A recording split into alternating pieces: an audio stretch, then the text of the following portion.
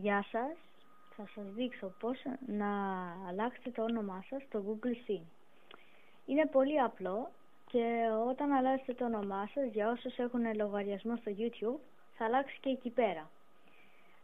Για αρχή, θα μπείτε στο Google Chrome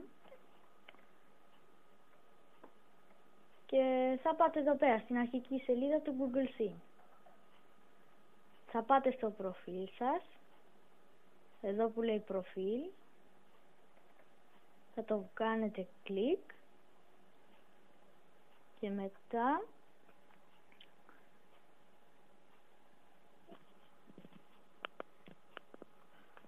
φόρτωσε.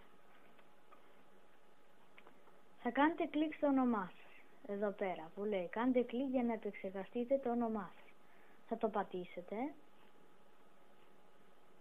φορτώνει και σας βγάζει αυτό το πλαίσιο. Εδώ πέρα λέει όνομα. Θα πληκτρολογήσετε το όνομά σας και εδώ πέρα το επώνυμό σας. Και έχει και περισσότερες επιλογές που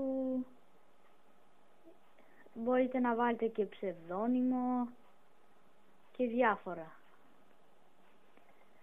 Εγώ τώρα τι όνομα να βάλω για να σας δείξω.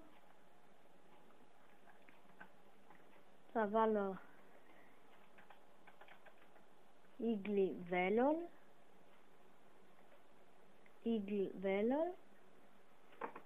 και μετά θα πατήσω αποθήκευση.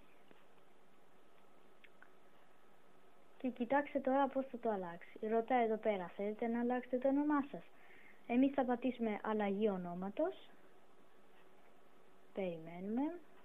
Και όπως βλέπετε έχει αλλάξει το όνομά μου. Eagle Velol. Ευχαριστώ που είδατε. Αυτό ήταν το βίντεο.